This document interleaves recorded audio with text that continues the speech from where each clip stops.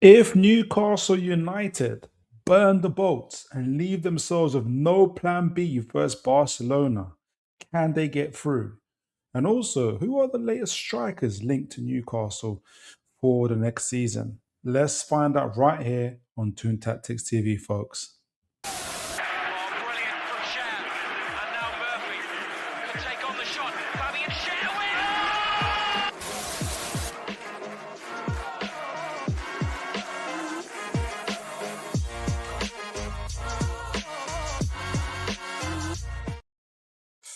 All right, folks. How are you all doing? How are you all doing? Hope you guys are blessed. No matter where you are, no matter what you are doing. You could have been anywhere in the world, but you are right here with me, and God bless you for that.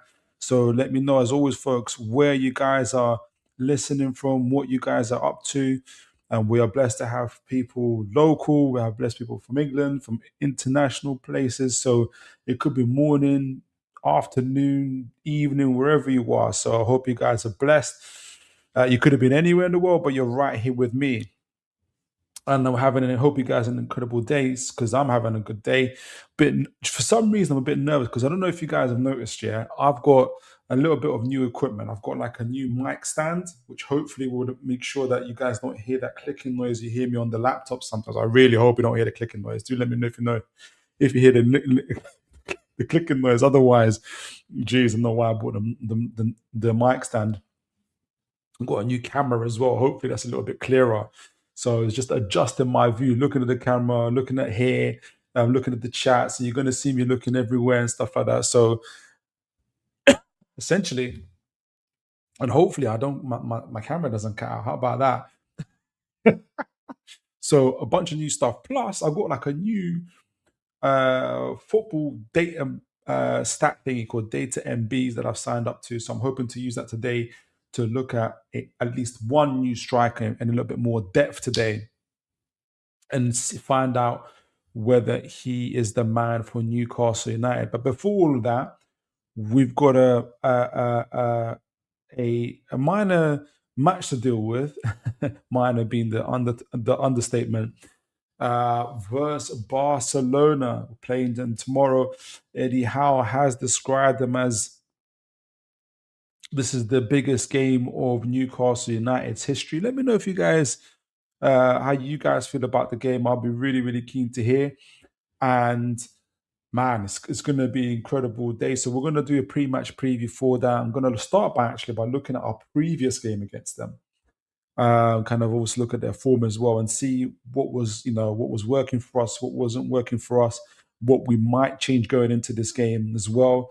And by the way, does anyone know if Lamine Yamal is actually playing? Because one minute he's not, then he's turning up late and whatever. Not turning up late, but he's turning up a bit late, a bit later than other players and everything else. So is he playing? Is he not playing? I don't know what the latest on him is really. So but yeah, I want to know how you guys are feeling about the game and everything else. Already good to see in the chat. My man Niall Kane, good to see you, sir. God bless you. Hope you guys are well. Let me know if you can hear me. And you can hear me now. Well, I hope you will. I hope you can uh, as well. So I hope you guys are enjoying the new camera and the new settings. Let me know how it goes. But before all of that, like I said, let's start with the game itself. Now, the first thing I want to do now, I actually got our previous game set up of them. I don't know if you guys would remember, it's been a little while ago. So our most recent game with them obviously was in the qualifiers and the was in the first kind of 8 games that we played in back in what's the date now? It's September 2025. So that's what now 6 months ago. And obviously, again at St James's Park, so it's a good place to start. Really, there's a lot of similarities, obviously, in that game, and there was a number of things. I was just looking at it at the moment. There's a couple of things that I would that is interesting already about that, and kind of thinking about this game going forward before we do the tactical breakdown is our starting lineup and their starting lineup. Now, I've also heard, by the way, that Rashford might not be fit for this game as well. So that's something else to look at and to think about as well. But our starting lineup for this game is interesting. So we had Pope in goal, Shaw and Dan Burn as CBs, with Livramento at left back and Kieran Trippier at right back. Now, already, before we even get to the rest of the team, there's a lot of changes in this team already, right? Starting off with the defensive line, different goalkeeper, two different CBs, and a right back playing left back in Tino Livramento. And the only person essentially that's the same from that played against, for instance, I won't say against Man City, say against Man United. So I'll send them. No, was it against Man City? Yeah, against Man City, for instance. Sven Botman played instead of Dan Burn. So our defensive lineup from our game 2 days ago against Man City is totally different, obviously, to the one that played and could be playing tomorrow at St James's Park. So you're probably going to see Ramsdale instead of Pope. You probably There's an interesting one to see if not Trippier, Livramento plays and starts at right back. Though Eddie Howe's kind of poured cold water and doesn't feel 100% sure. But then Eddie Howe did say Livramento is, before the Man City game, he said that Livramento hasn't trained with the team yet. And then he starts on the bench and then gets about 15, 20 minutes of the game. So you can never quite put your mortgage on what Eddie Howe says. But I do think Trippier probably starts that game. Shah's obviously injured, so he won't be playing. It'll be Malik Chow, you know. And is it going to be Dan Burn or Sven Botman? I would wager that it's possibly going to be Sven Botman, and with Livramento at left back. So I would say, actually, going into this game, we're probably going to have a stronger defensive lineup this time round, in comparison to what we had last time. But let me know what you guys' thoughts are on that. Good to see my man BT. God bless you, BT. Good evening to you, sir. So already I think we've got a stronger defensive lineup. Now, midfield. This is the midfield from, obviously, like I said, 6 months ago, for those of you that are joining. This is the midfield. This is the team that played against Barcelona 6 months ago. And it's obviously Barcelona as well. With a Joe Linton, Tonali, and Bruno Guimaraes. Now, I think the main and only change in for this game coming up on Tuesday is going to be Bruno Guimaraes. Obviously, he's out injured, and I think it will probably be Livramento that starts in that game as well. So a change in that midfield. I don't know if you guys feel that will be weak or be strong. Obviously, we'd all prefer to have Bruno Guimaraes playing, but I think Jacob Murphy has been a consistently good performer as well. Joe Linton has been hitting better form as well, and I feel like he really turns up for these type of games. It's going to be interesting. Now, forward line is again super super interesting. Gordon, Barnes, and Elanga started in this one, and it could be very well that this is going to be the same forward lineup that starts against Barcelona. In fact, I think it probably would be. There is maybe some contention as to whether Jacob Murphy starts instead of Elanga, but I think Elanga will start rather than Jacob Murphy. Now, Barcelona are obviously a little bit harder to kind of. It's kind of harder to see who's going to start for Barcelona, but this is the team that they had. I'm gonna When I'm talking to you guys, I'm gonna have a quick Google and see who is likely to start. Um, who is likely to start for Barcelona? Who's likely to start? Because this keeps on changing. For Barcelona versus Newcastle,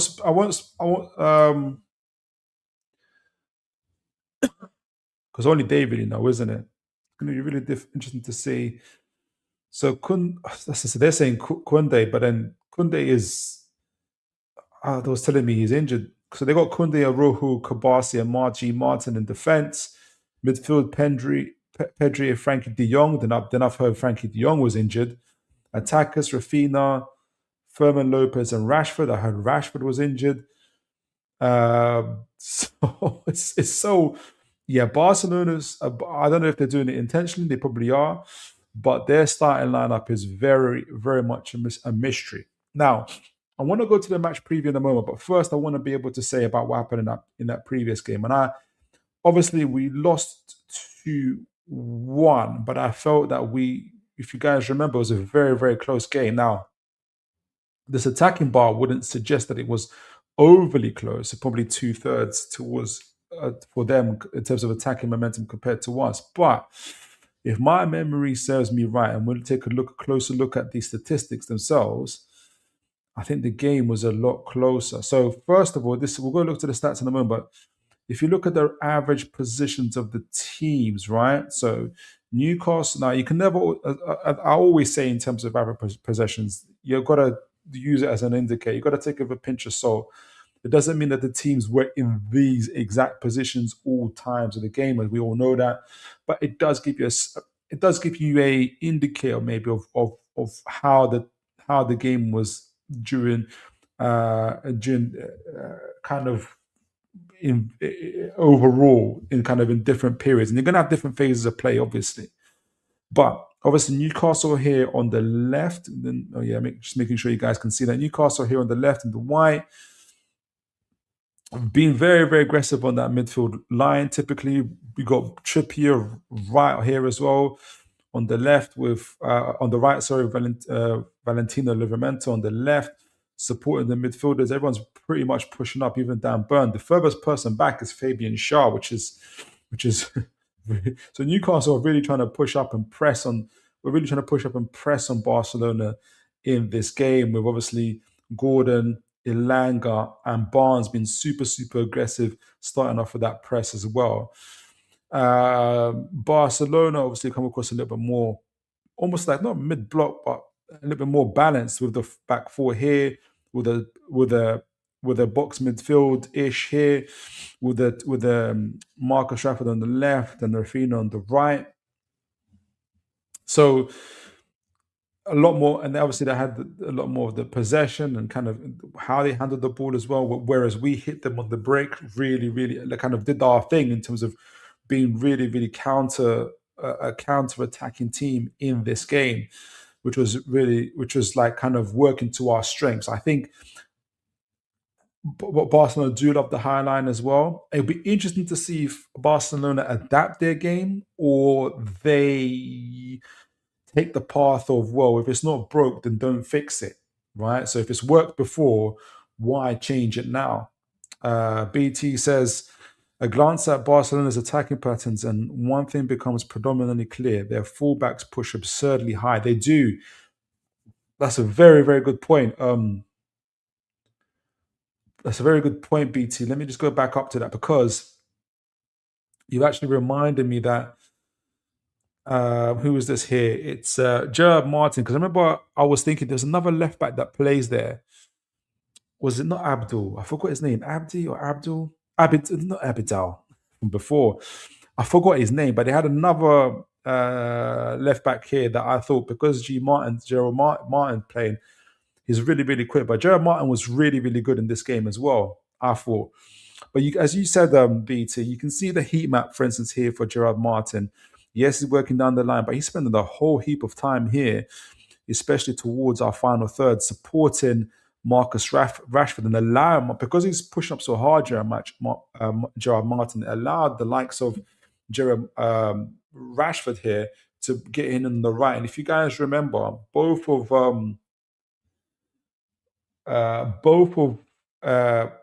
Marcus Rashford's goals were him coming in from the left, essentially obviously the header, him getting into the box here that he scored, but also him obviously hitting that rocket, dropping on the inside, getting on the outside of the box, and then hitting it, rocketing it through there as well. But all that comes from is the fact that Gerard Martin is supporting on down that left line, not too dissimilarly as well.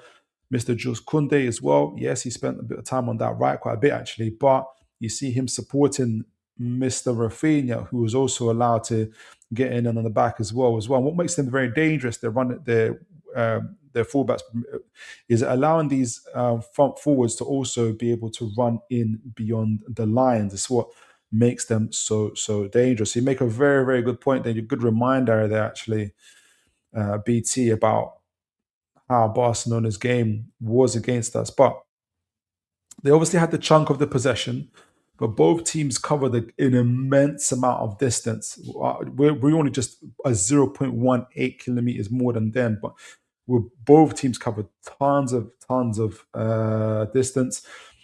Our expected goals are just a little bit higher than theirs. Really interesting. And look, we had those three big chances. Obviously, uh, the one where Barnes, I think, it looked like he was almost not an open goal, but near enough. A couple other chances. I think we hit the post as well or crossbar via Bruno Gomes, if my memory serves me right, and another chance. I forgot what it was. Might have been a goal actually, but we missed those as well. So we had a lot of opportunities there. But both teams worked really hard. Our goalkeeper had to make 3 saves. Their goalkeeper had to make 5. We had 10 shots on goal. They had 19. Both teams had 134 sprints each. So both teams worked very, very hard. We had 6 corners. They had 4. Obviously, they had the more passes. We had to do less tackling, which was interesting. Shared almost evenly shared the free kicks. They had more yellow cards, so it shows you how intense the games was. We scored one of our big chances, and missed 2 of our big chances, whereas Barcelona missed the one big chance that they created as well. They scored their goals. Their goals obviously were quite fairly low XG, but they had more touches in our box. We had but only by about 10 or so, 9 or so touches. We had 29.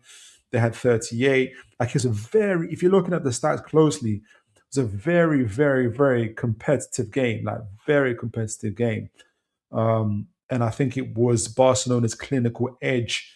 If you're looking at that kind of clinical edge, that edged the game for them actually as well. They won the more ground duels. They surprisingly won the more aerial duels as well. Only by 1 though, to be honest though. Dribbles, they had 9. They had 9 dribbles out of 16. We had 7 dribbles out of 14. So, both teams were trying to be good on the ball, technically good on the ball, as well as kind of, with not just the passing game, but trying to take the other team on, trying to disrupt each other's lines, trying to create chances. They had the more final third entries on 72. We had 41. That kind of adds to how they kind of had their possession. We did our best in terms of really kind of not getting caught on the counter, for instance, and getting back as quickly as we could and kind of take that low block against them, just set us up for another attack to defend we defend our lines fairly well. Obviously, we did let in 2 goals, but like I said, one of them was an absolute rocket. And if anything, actually, the first goal we let in, it was after, I remember Shah looked like he might have been concussed. So it was just a game of fine margins, I would say. From I don't know how you guys feel about the game as well.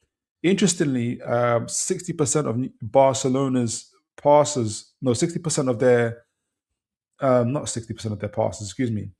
They had 60% accuracy in their long balls, which is, we have to be careful with that. They're really, really good on their own counter attack always. We had 38% as well. So we have to be really, really aware of that.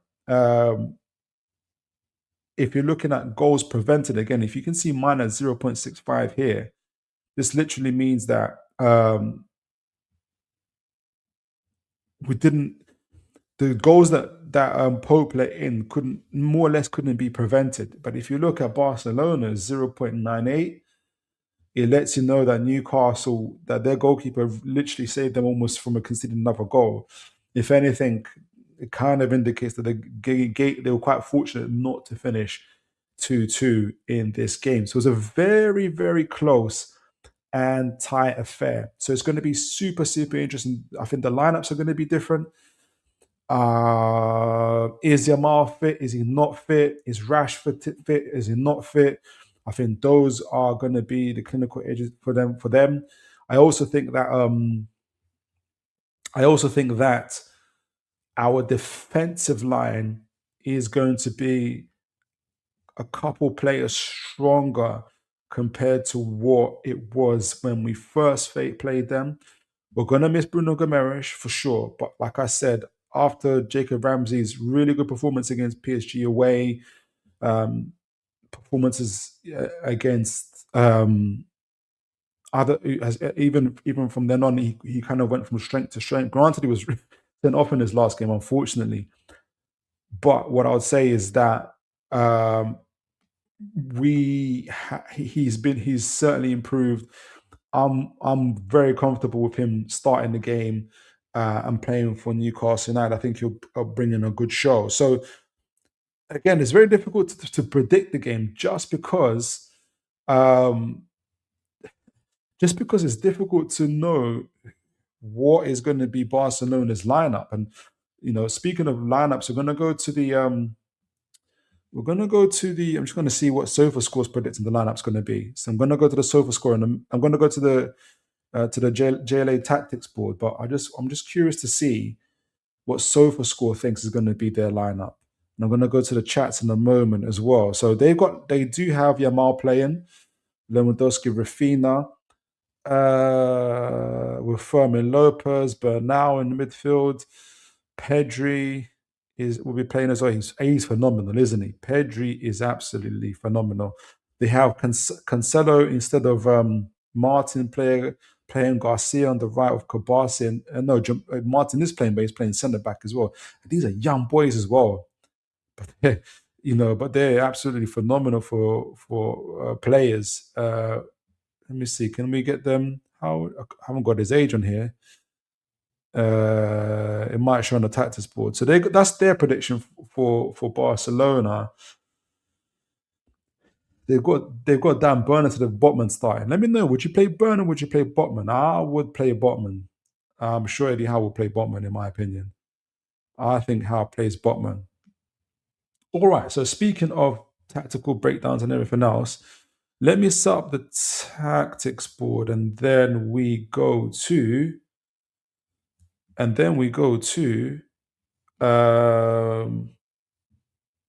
what do you call it? To the chats. Let me see what you guys are saying in the chats. So let's just bring out Newcastle, and then I'm sure we'll fiddle around with the starting lineups. Let me know who you guys got starting. I haven't talked about the Man City game too much because of time and everything else, but I anticipate it'll be a very different Newcastle that plays against Barcelona that played against Man City. I anticipate the Newcastle that played in the first 20, 30 minutes are going to be the Newcastle that play against Barcelona, but over a more consistent period of time. All right, La Liga, Barcelona. Yeah, here we go. Oh, I remember I had this set up as well for them. I love to do it, but they're going to keep on putting their own teams. I remember I did this as well. I remember really, really studying Barcelona really, really hard on this. Let me just double check myself on a couple of things. There's their formation, how they like to play, how they like to flank us. Yeah. Yeah. Okie dokie. All right. So let me get to the chats and then let me just back up 1 minute. Let me start this again. Not athletic.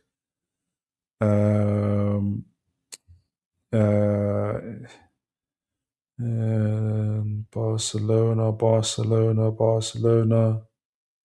All right, here we go. Now let's see what you guys are saying. I'm excited. It is a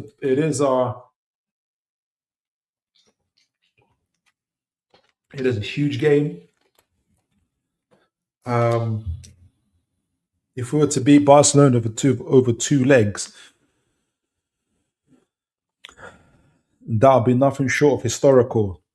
Quite honestly, that would be nothing short of historical. BT says a distinct weakness when defending crosses into the box. Or is that Barcelona? Yeah. So we're going to be looking at and boy, do Newcastle love. It's going to be it really is going to come down to being clinical. This game is going to. Speaking of the Man City game, I know that people will be disappointed. I was disappointed Especially in that first 30 minutes, we could have scored 3 goals. I know we scored the goal that we had. There was an effort that was cleared off the line. And there was that period where Osola really should have got, was running down and had the pit where for a moment where he had the almost was going to be one on one of the keeper, allowed Kosanov to get back. It could have been at least at the minimum two up as well. And it's going to be like this for the Barcelona game. It's going to be about Newcastle taking the chances that they get, taking the chances that they get against Barcelona. They have to. There's no other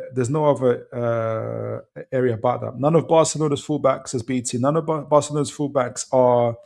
Oh, sorry, hold on. None of Barcelona's fullbacks are particularly strong in the air, while Sergio Roberto is often seen as a defensive liability. How you feel about this game, BT? Do you think Newcastle have a chance? And guys, send in your score predictions. Send it in from now. Send it in from now. Let me know if you can hear my clicking when I'm going through. I hope you can't, because I've got this whole new mic and I've got a whole new everything. So, well, I've got a whole new mic stand, excuse me, and that takes me away from the keyboard. So I'm hoping you guys can't hear it. Big up, James. Good to see you, sir. God bless you. James says, "I mate Phil. Hope you're doing well. Living life to the full, sir.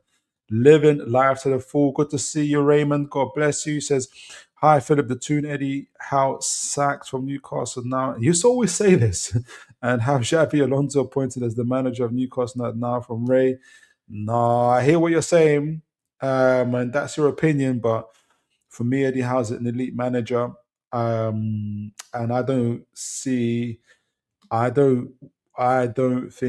he warrants being sacked at all. James says, "I'm a little bit less worried about not having Bruno. The performances I've seen from Ramsey," I agree with you, James. I absolutely agree. It shows he can do the role, finding dangerous balls or scoring in the box. I absolutely agree. And what I add to what you said, James, is his ability in tight spaces. And he always wants the ball. It doesn't matter if he's surrounded by a 1 player, 2 player, 3 player. He always, always, always makes himself available. And he's kind of always able to do what he needs to do to be able to get out of those tight spaces. Very, very important for us. Very, very important for us. And I agree with you. I'm not as worried not having Bruno because we've got Jacob Ramsey. I absolutely agree with you. Lewandowski's out. Lewandowski's out. So who's going to play instead of him? Thanks for confirming that, James. I know that is Rashford a doubt? Is Yamal a doubt? I don't know. Lewandowski is out. Who's available for Barcelona, guys? All right. Raymond says, "Hi, Philip. The Toon on here." Okay, you already said that one. But like I said, it's good. For me, I'm pretty much still. I'm back in Eddie Howe for sure. James says, "Ramsdale, Hall, Botman, Chow, Trippier, Sancho, J7, Ramsey, yeah. A high 9 traveling into the box. Barnes, Gordon, and Solanke. As much as I cannot see any performances from him, you know what it is for me. Maybe let me see what you agree. I agree with you in terms of if you say output, if you mean output, or maybe you mean performance as well, for sure. But I think he was lacking confidence. Now he's doing what I think Eddie Howe's trying to do, is just run through it. I think he's just telling him to run. And yes, you're not, getting, you're not quite getting things right in terms of being productive and being dangerous in the box. But the only way to help you overcome that is just not shy away, make yourself available, keep being there, being available for the ball, being available to run, to press, to do all those things. He's doing all those things, in my opinion. It's not always coming off well. Hence why we're talking about it, right? Because we always see the mistakes or the underperformances he's making, but that's because he's making himself available. So hopefully it clicks for him in this game. There's a good chance that it could. Okay. James says, "I was always in the mindset saying that we weren't going to win versus City. It's going to be a challenge, but this is our second course of action. If we can give it towards the finals of Champions League, if Newcastle make it to the Champions League, that would final. That would be absolutely phenomenal.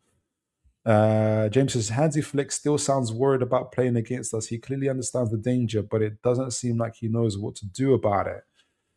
What makes you say that, James? That's a really interesting observation. Let me know what makes you say that. All right, so let's get into it a little bit. Now, I need to change. I have no idea who's going to play for.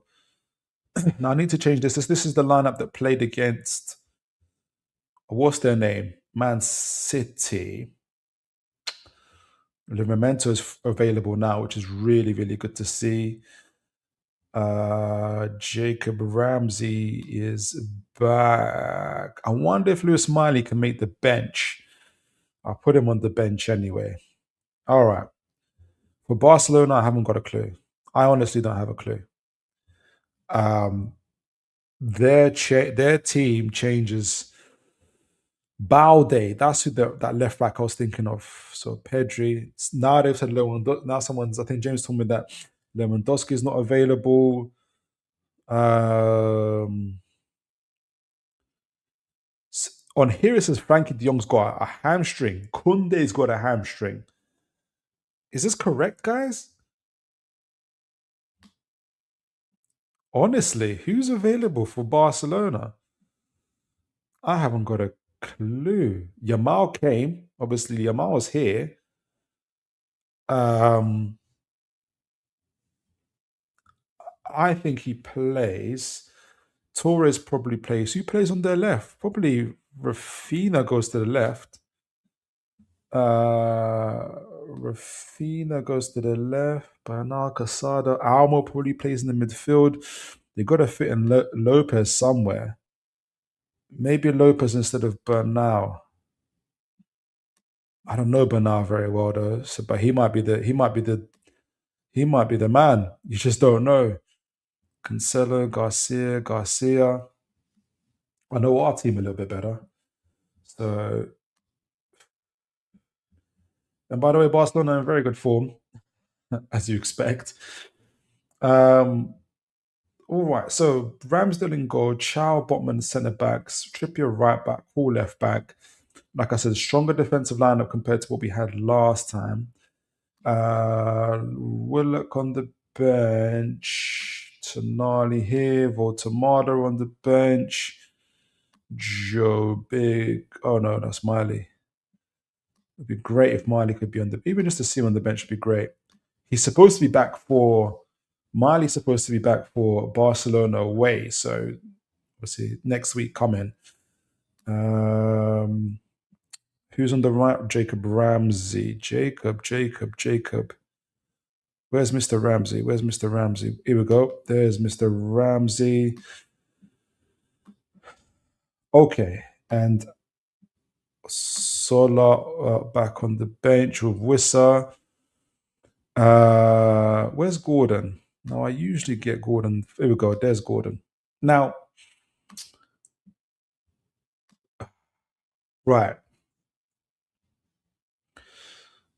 I've got a good feeling about our team.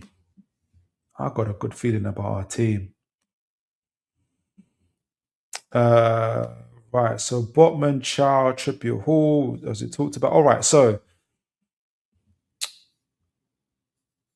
Barcelona love hate Highline. We're going to talk about personal matchups, but we want to just fix this up a little bit.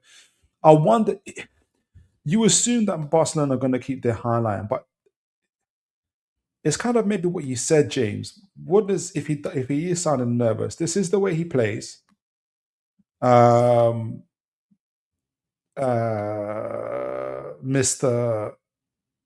Hansi Flick. It is the way he plays.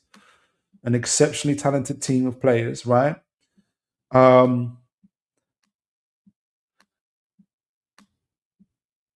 really, really high line when they can be, and they work terrifically hard in terms of off the ball as well. They're going to be pressing us. These fullbacks are going to be booming up and down as much as they can.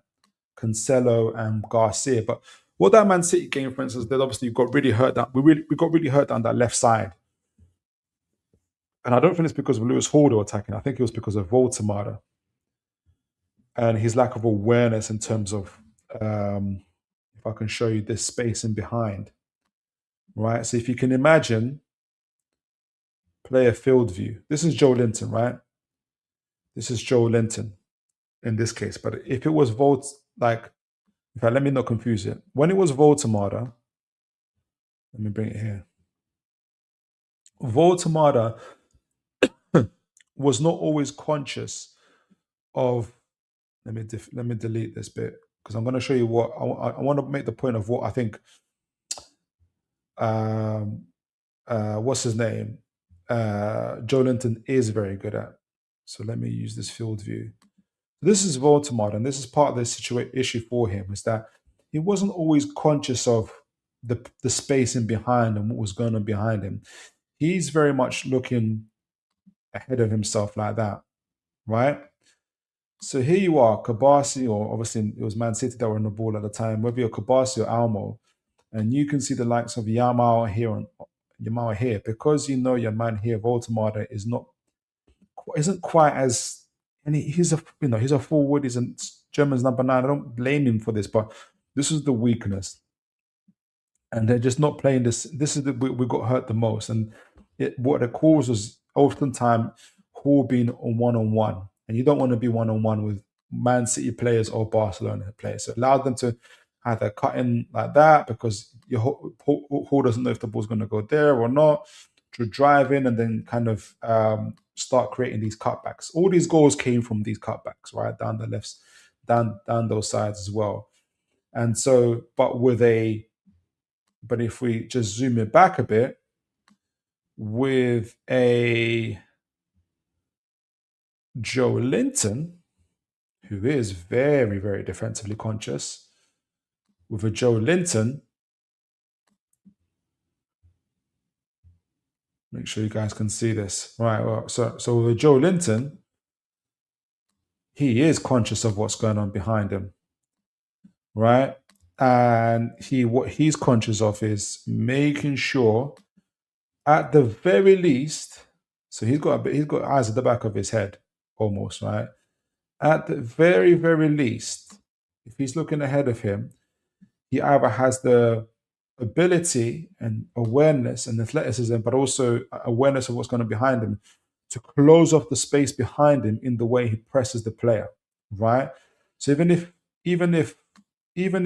I'll take that off. So even if he can't see the way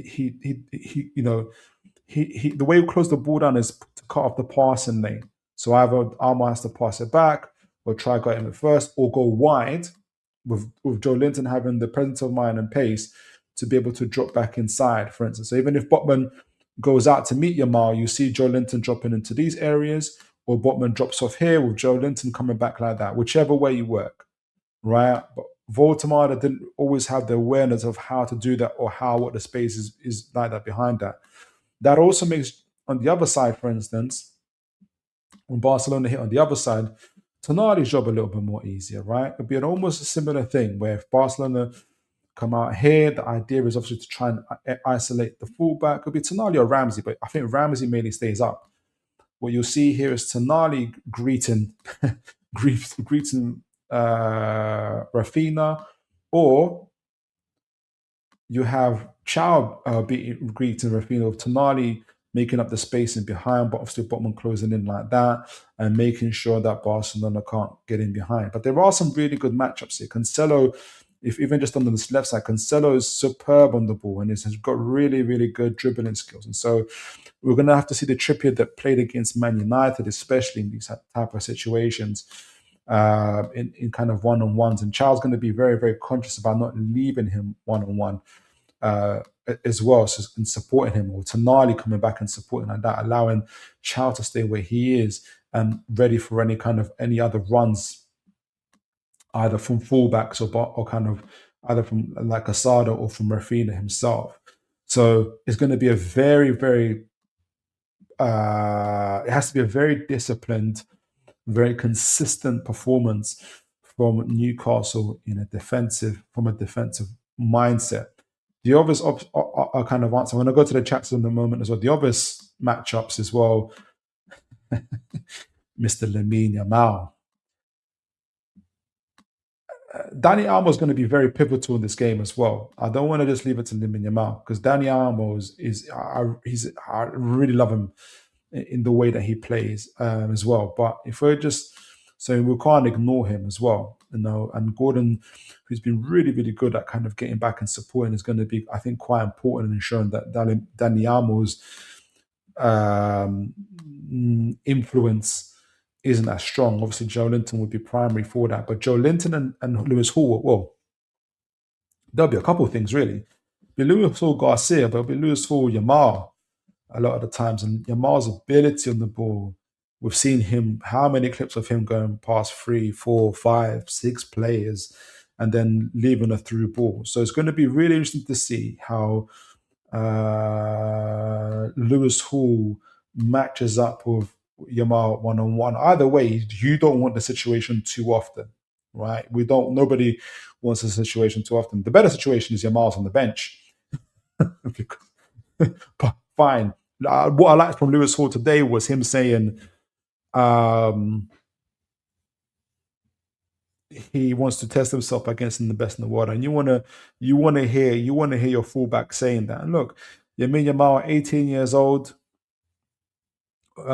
he's already scored 23 appearances in the La Liga, 14 goals, 9 assists, 62 key passes, incredible. Champions League, 6 appearances, 3 goals, 3 assists. Copa del Rey, 5 appearances, 2 goals, 2 assists. So already in this season, he's got 14, 17. He's got 19 goals. He's got 19 goals plus how many assists? 12, 14 assists. 14 plus 19, what's that? 23, 33 GA. 33 GA from 29, 34 games. That's incredible. Interestingly, all of Yamal's cards, though, come from the Champions League. He's got 0 cards in the La Liga. He's got 4 cards in the Champions League. He's got 1 cup card in a Copa del Rey. I wonder what that tells you about La Liga and the Champions League. My instant reaction to that, and it's just an almost off-topic thing, is I wonder, because he's got a higher level of intensity and competitiveness in the Champions League, that you probably get a bit more.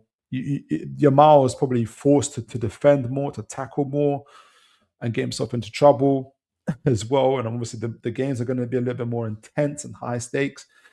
So I wonder if there's something in that. I wonder if there's something in that. Now, don't get me wrong. The boy has got 3 goals, 3 assists, 16 key passes. That means his ability to cause goals, and this is where Newcastle really troubled against Man City, for instance. And Yamal's such a threat that he can cause these gaps in behind. His main thing is to get into these areas here. I'm going to go to the chat in a moment, right? Either by trying to get past his opponent or just by creating enough space because of the danger he causes. You know, he's going to force Joe Linton to come out against him to try and cause these space in the back for the likes of Almo to go with him. If Gordon's not ready, for instance, or kind of put Botman in 2 minds, leaving spacing behind, or for the likes of like I said, for the likes of Danny Almo to get into these areas, for the cutbacks, for the shoots, for the shots themselves. Newcastle have to be ready for these things in all areas. And Yamal, if he plays, is going to attract a lot of interest from our defense. And it's going to be important about how we defend those areas. That's going to be key for us. Now, before I move on to the threat coming from us, let's see what you guys are saying in the chat. Let me get a drink of water.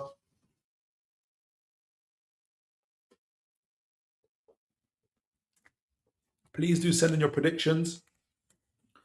Please do send in your predictions. I would love to hear what you guys are going to say. James says, not tomorrow, Chelsea for Miley. Yeah, Is that the latest? Because the latest I heard was that Miley's going to be available for Barcelona away, but if he's available for Chelsea, even better. And he might be actually, because Eddie Howe will probably give him like 15, 20 minutes against Chelsea, and then probably a little bit more time against Barcelona. Probably put him up. Well, I was going to say right back, but Livermento's back. James says I've been used for under 21s, a big name that we're waiting for, as he was one of our wonder kids coming through. Georgia arrived and scored his first goal versus Leicester City. Oh, Vashtag. Oh, has he? How's he doing? So he's doing well. Okay. It's good to see him doing well. It's good that you keep up with the under 21s. You can keep us updated on that. Let me know if you think, James, that you see Georgie breaking into the first team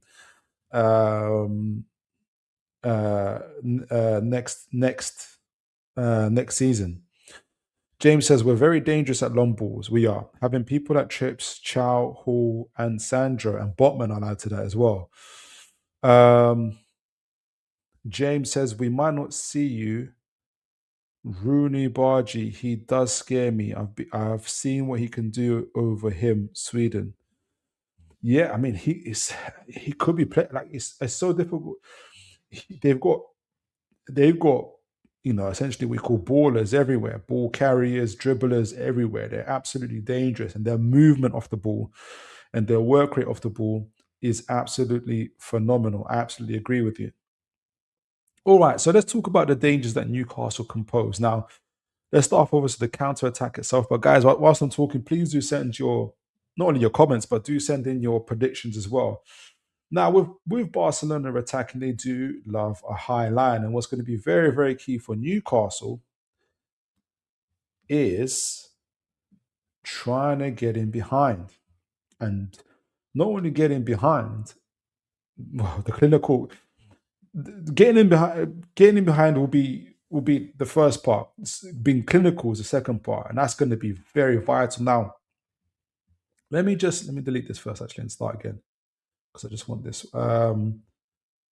The key one, especially when Barcelona are attacking, if we're hopefully we're fortunate enough to get the ball off them, is what we do. Ooh, I came out. Can you guys see that? I came out of StreamYard for a minute. Oh no, I haven't StreamYard. Sorry, I'm GLA. Here we go. Now getting in behind them as well. What's going to be key for Newcastle is the matchups going back, especially when there's going to be different areas, especially when there's going to be different ways we can do this, right? Essentially, especially when Barcelona's fullbacks bomb forward. You see Garcia here, you see Cancelo here, and what that allows for is this space in behind as well, down the flanks as well as in behind the forwards as well. Now, we saw this goal yesterday from Man City, right? This only becomes possible because we have Joe Linton here instead of Voltemada. Joe Linton's role is going to be so pivotal, so important in this game. It's unbelievable. So probably unbelievable. As well as, well, where is he? Where's Tonali? Tonali in this half space against with Rafinha as well. I mean, obviously I've got Chow here. Because if we're able to hold off these attacks, you've got Danny Almo obviously coming in, so we're going to talk about that in a moment as well. If we're able to, Yamal gets tackled by Hall, hopefully, after Garcia breaks as well. Barnes, for instance, has all this space to attack. And this is how Barnes scored his goal against Barcelona. By the way, what's good about Hall, and I'm sure you guys have noticed that, even when Hall gets the ball off a player, any player, he doesn't just hoof it straight away. He does this lovely 180 turn, gets past his man, and what he's super good at is running. Come on. Is running with the ball for as long as possible, because that allows the likes of Barnes to really get as close to the goal as possible before essentially he releases it. And then you get Barnes in on goal, you get Gordon running against Lopez, and we just know that the pace of our forwards can really, really hurt Barcelona. And hopefully what you see is you saw Barnes score an exceptional goal in the top bins, or cutting across to the likes of Gordon. And obviously here we go, then we get the goals off as well. That is the ideal picture that I'm sure Eddie Howe is painting for them. And I'm sure Gordon, Barnes, Elanga on the other side, on the right side. Now, again, all of this is hinges on us being able to be disciplined and to be able to get off the ball off Barcelona, because Cancelo is no joke. He's a phenomenally good fullback. Pace, dribble, everything else. What we're relying on is them to be able to get this space at the back. Now, if you're Martin, you're not going to go too far ahead, right? But the key is going to be with Tonali and Chow in these areas being able to match themselves up. Same thing on the left-hand side. Tonali, Chow, and Trippier matching themselves against Rafinha, Cancelo, and Casado. On the other side, it's going to be Hall. It's going to be Botman, Joe Linton, Hall, essentially, versus Garcia, Almo, against what do you call it? Garcia, Yamal, Garcia. It's going to be Botman, Joe Linton, and Hall versus Yamal, Almo, and Garcia. Kind of, right? Obviously, you're going to get hopefully Ramsey joining in different areas, for instance, if you have to. But watching these backs as well, kind of making sure that we're not totally. Ramsey is going to be very important. I'm sure that, for instance, in kind of defending against Almo and Botman, so Botman can take care of Torres and others. That's going to be important. But are you going to see those type of areas? And so those that defended well, you see down the right side here, is then you got the likes of, then you got this kind of space being created at the back of Elanga, who was able to cause the problems down the right side of Martin, for instance. And Gordon again against Lopez, against Kabasi, and kind of getting in around the back as well. And either way as well, going through the middle, you know that Gordon is really exceptional at doing these spin-off runs, getting off his marker like that, getting around him like that, and kind of putting himself in a position where he can run at the get a running as well. It's going to be really, really interesting how Barcelona deal with it. The other one, and obviously you guys have already mentioned it, is it's going to be set pieces, but it's also going to be like essentially crosses, right? Set pieces and crosses and everything else. So Barcelona are not the tallest team in the world, right? So let me see what you guys are saying in the chat. James says, only problematic thing, Dan, J7 both only have one yellow card left till they can get suspended for the Champions League.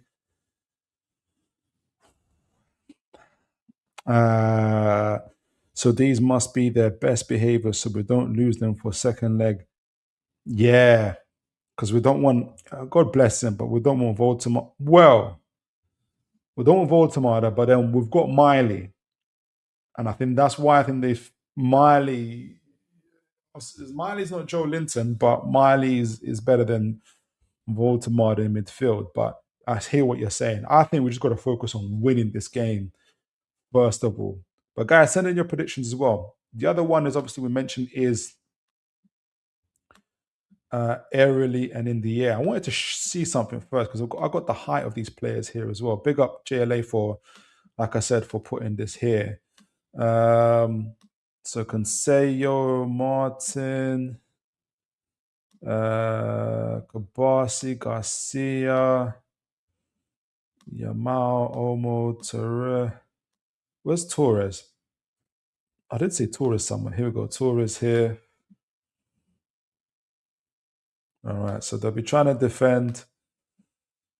Now what's going to be interesting is this. A couple of things.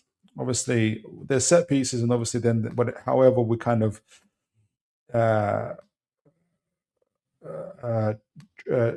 approach in terms of kind of going at them from crosses into the box or set pieces as well. Because if you look at this, so if I put Joe Linton, Barnes, Gordon, Elanga here, Tonali and Ramsey just on the edges of the box here, Trippier, Chow, uh, Botman, Hall. If you have, and this is going to be the key part, because if they want to break, that'll be dangerous, right? But we've got the ball. Let's look at, if you just look at the height differences here, you got Kabasi. Kabasi is, well, that's Joe Linton. Kabasi is 183 centimeters tall. Joe Linton's 186 centimeters tall, 3 centimeters taller. Lopez is 100 and, oh, that's the midfielder Lopez. Where's the defender? Is it Casado? Yeah, is it Casado? Can't be Casado. Who did I have in the back? Rafina, Kabasi. Is it Casado or Lopez? Who did I have in the back? Martin. So Furman Martin, 170. It can't be Martin. I got him confused between Casado. I think it's Casado, Mark Casado Torres. Torres. Yeah, Ferran Torres is there. That's why I got the names mixed up. So it's Casado here. Sorry. Should be Casado. So Casado is 171 centimeters tall. Barnes, for instance, if he gets on the inside, 174 meters tall. Gordon's 183 meters tall. For instance, if we get it here against Gerard Martin is the tallest one at 186, so he's going to be absolutely key for them in kind of defending. But if we really, really press our boys, Joe Linton, heaven help them if Botman and or Chow join in, and we're kind of, when we're doing the set pieces as well, when we're kind of taking corners, we've got a real high advantage on them as well. So it's going to be quality, not only quality balls into the box, but also quality movement in the box. It's going to be absolutely crucial for us as well in being able to win aerial duels and getting one over Barcelona. It could be an incredible night. We've got so many physical advantages in terms of just natural height, speed, in kind of in different areas, that it could be, we have a real kind of opportunity here. But we absolutely must be clinical in my point of view. But what we've been good at is getting our players in these central positions in the areas to score as well. But so let's see what happens. I'm going to give my score predictions in a moment, guys. You haven't sent in your score predictions. Anybody wants to send in your predictions, do let me know. It's going to be an incredible night. I'm still not clear on who's going to play from Barcelona. I think it makes a difference. If Yamal plays, if he doesn't play, if Rashford plays, doesn't play. They said, James said, for instance, Lewandowski is not available. I thought he was. Now he's not. Like, it appears like Barcelona are missing a lot of players, which is interesting. But we have so many advantages. But Barcelona have so many dangers themselves. We've already seen how dangerous they are. There's going to be really, Newcastle will get opportunities in this game. Make no bones about it. Make absolutely no bones about it. The crowd is going to be up. The energy is going to be phenomenal, like it was 6 months ago in September at St. James's Park. We all know this is the last chance we've got of in the tournament, and last chance we've got in terms of going forward and anything that we're doing. It's going to be an incredible time. St. James's Park under the lights, so the energy is going to be the strength, from the team's going to be there. We're going to be pushing. Oh, I didn't even mention in terms of push, in terms of the press as well. How we pressed them last time was absolutely phenomenal as well. We didn't just sit back and allow them to come on to us. We were pressing ourselves. Now, Barcelona, make no bones about it, an exceptionally good team. On the ball, right? Like, one of the best to ever do it in terms of that. Like, there's absolutely no bones about that. Garcia is really good on the ball as well, obviously. But what I was really proud of from us is our ability to be our kind of, we went man for man with them. We dared them. We went man for man with them, and It's going to be super interesting how we handle this in terms of kind of going forward. How we do our press. Consejo here, Martin, Casado. How Newcastle press is going to be absolutely important. And they weren't playing too easily through us. It's going to be, Gordon start is going to be at the beginning of that press. And what I've been seeing a lot of Gordon doing now is directing the others in terms of when he's going to press and when he's going to how to trigger the press or when to stay behind. Before it was really Joe Linton that was doing that. So now you've got two key players in Gordon and Joe Linton and kind of instigating this press and how and when to press is going to be very, very good. It's going to be very, very important. Barcelona are going to do their best. Rafinha's going to do his best either to stay on the flank and try and keep Chow out wide and so he can create these spaces at the back and maybe either isolate Botman or cause him to go the other way because he knows Hall and Yamal are going to be there. So Tonali's presence in terms of covering Torres is going to be important. Filling in the back, but also covering the space is going to be absolutely phenomenal. It has to be his positioning has to be really, really on point in this game as well. So I just wanted to point that out as well. So let me see what you guys are saying in the chat, and then I'll give my score prediction. I'm nervous about giving it. I won't lie. Al Nasser says, "God bless you, Nasser. Good to see you." Well, I don't know if you're first one to the chat, but I can't remember if you've been here before, but if it is your first time, you're welcome. God bless you. If you've been here before, my apologies, but it's good to see you anyway. Al Nasser says, can I ask you why Howe said it's the most important game in club history? Is that going to fire back? Is that going to backfire? That's a very, very good question.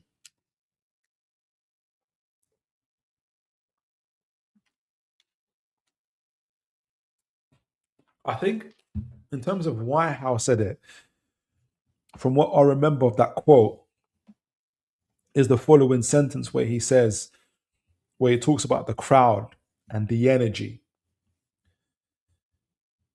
And I think what he wants trying to do is to motivate and to encourage the crowd to get behind the players. He knows how important St. James's Park, the fans are in lifting the players. They're so, so important. And he spoke about energy. We know we ran out of energy after 30 minutes against Man City. We can't afford to run out of energy against Barcelona. We simply can't. And he knows that. So him saying it's the most important game in club history, I think there's some truth to that in a sense of, and you have to remember this, we would have said last year when we were going in the final against Liverpool for the League Cup, that probably was the most important in club history, since the 70 years we hadn't won anything. And then obviously a year later now it's the Champions League. So it's not that far apart in terms of major events. It's a major event because there's also truth in it. So he's not just saying it to motivate the crowd, which is going to be absolutely key in not motivating the players, but because they'll be motivated already. It's Champions League, it's knockout. You're playing Barcelona. They're going to be motivated already, but the energy of the crowd lifts the players. There's no doubt about it.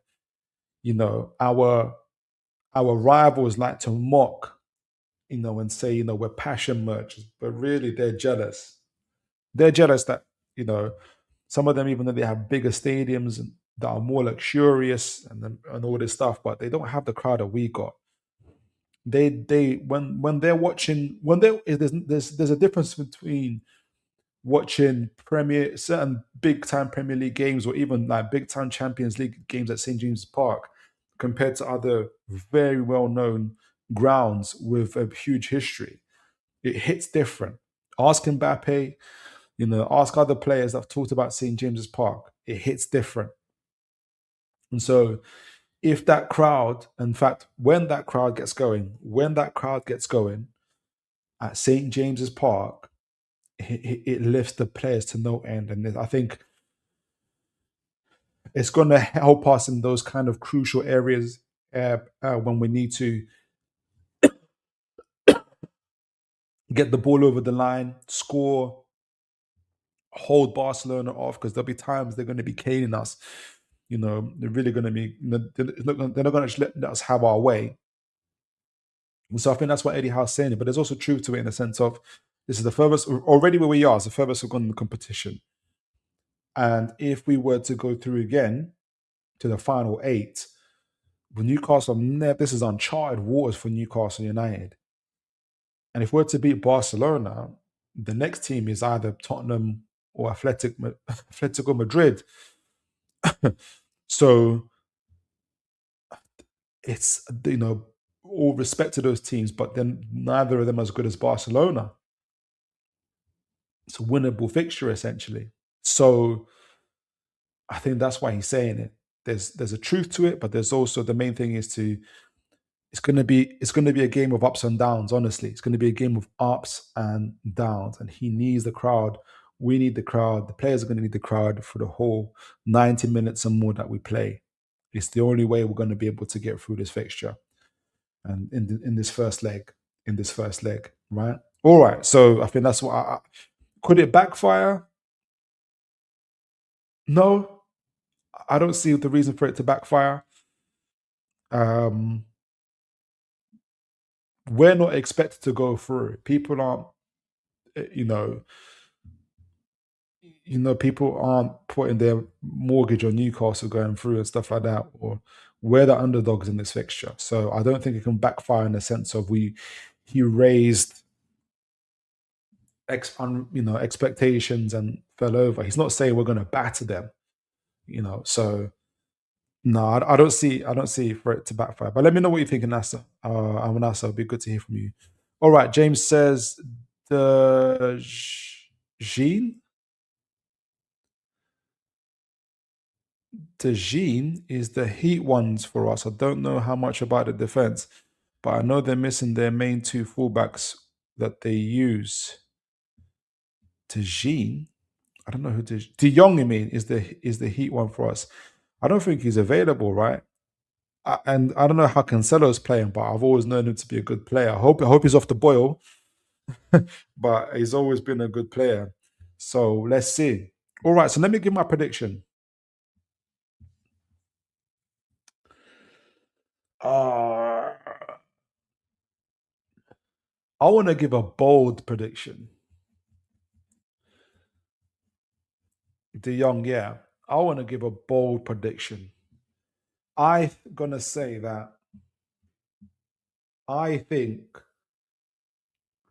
in the opening 20, 30 minutes, we can be clinical. I'm going to believe it. I'm going to go with my heart here. And we can take a win going into the new camp. I'm going to go for it. I'm going to say 3-1 Newcastle United against the mighty Barcelona. That we take a 2-goal advantage going into the new camp. So that's my prediction, 3-1 Newcastle. Let me know your thoughts. Send in your predictions. And yeah, let me know what you guys think. All right, so that was the pre-match preview, and like I said, I don't mind if we're going to move on to talking about the latest player linked to Newcastle. I'm going to look at a couple players, but there's one I'm going to look at in depth, just because I know a little bit more about him. But even while I do that, guys, please do send in score predictions, and keep telling me, keep the conversation going about Barcelona. It's a massive, massive, massive, massive game, right? So it's not something that you can just bypass just like that, right? Al Nasser says 4-3 Newcastle. That'd be amazing. If we use a Barca highline, that would be what an incredible score that would be. That would be a crazy score. All right, so let's do it. Newcastle have once again. Well, we've been linked to a number of players. And like I said, where is it? Here we go. Newcastle have been linked to a lot of players, right? And I didn't get a chance to set it up. Obviously, got Mr. Liam Delap here, but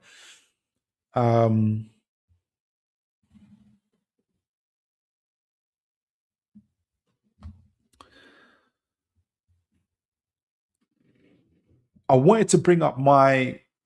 I didn't get a chance to lay it out again, but from the last show, you guys would have seen me. Obviously, we're talking about kind of laying the foundations for Newcastle going forward into terms of the transfer window.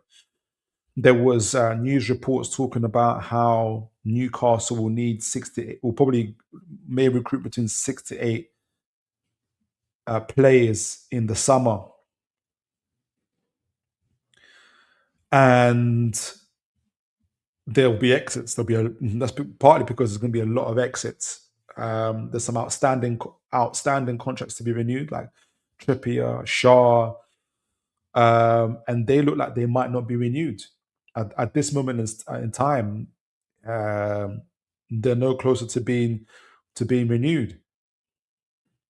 But there's also some big contract conversations and potential exits for some of our kind of real first team players like Tino Livramento. My opinion, I know that Fabrizio Romano's come out today saying there's nowhere near a deal to be done. There's nowhere near a deal that's been done. It's far from it. I'm not so convinced, but there's been conversations about why is Livramento's contract not being renewed, and people talking about his lack of availability. If that's an issue and obviously kind of maybe what is demanding from his contract, if that's an issue for us, it might be an issue for Man City as well. Because yes, they really want a quality right back, and yes, they like Tino Livramento, but if his availability isn't very available, essentially, it's not very good, then is there a point in them spending 60, 70 mil on the guy? So there is that. But I'm still on, for me personally, even though the chance of him leaving after today for me is a little bit less, but I'm still on like 70 to 80% that he's going to leave. And then that leaves, we talked about how that leaves a number of other players that could leave as well, and what that could mean for Newcastle. And so suffice to say, what does that mean for Newcastle going forward and the players that we could be looking to bring in? We talked about Voldemort, and now obviously we're going to the gentleman we're speaking about now is Liam Delap, and I'm going to kind of lay the groundwork for that as well. And I see a comment here from James I'm going to read about Liam Delap in a moment. Is our front line, especially this year, hasn't been as good as it was last year. And we're going to talk about that as well. We're going to talk about the team performance actually. And it hasn't been as good. I'm actually going to use Liam Delap to kind of explain other parts of our team and how it's so different actually. So this is about Liam Delap, but it's more about Newcastle and how we're playing as a team, and how I essentially think that he'll be better suited for our team. But our front line, Wissa, who I don't think has really ever recovered from that injury he sustained on international duty playing for Congo.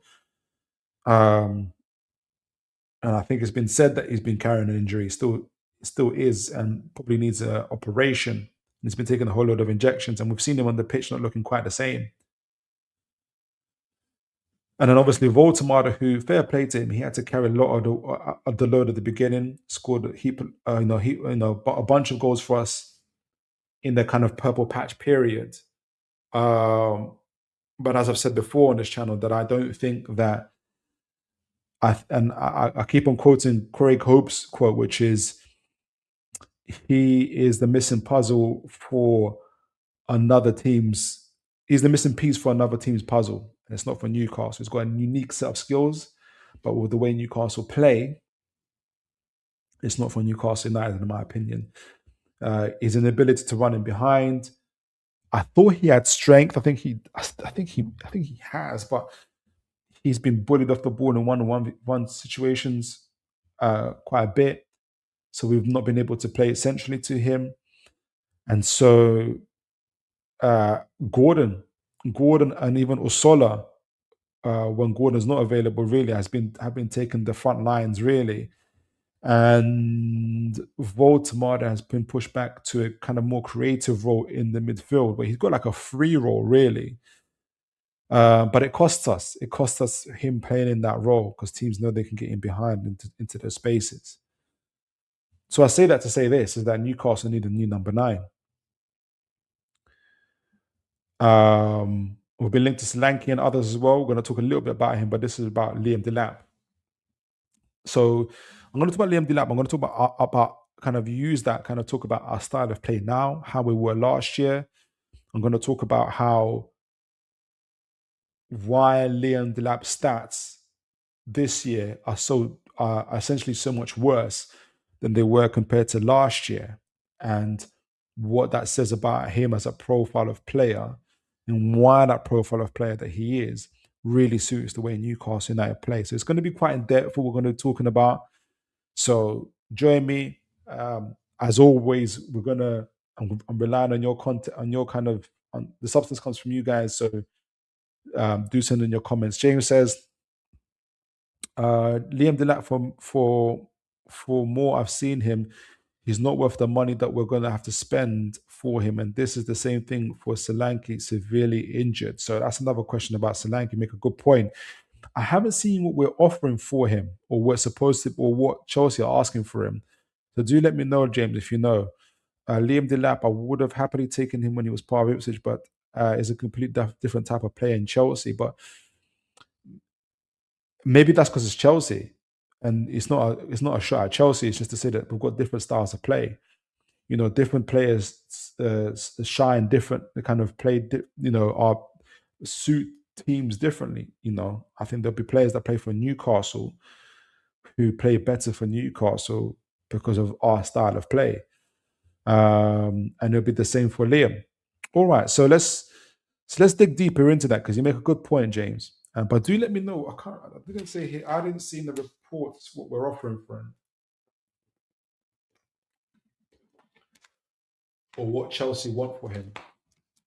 All right, so this is from Krish, quite a big channel himself.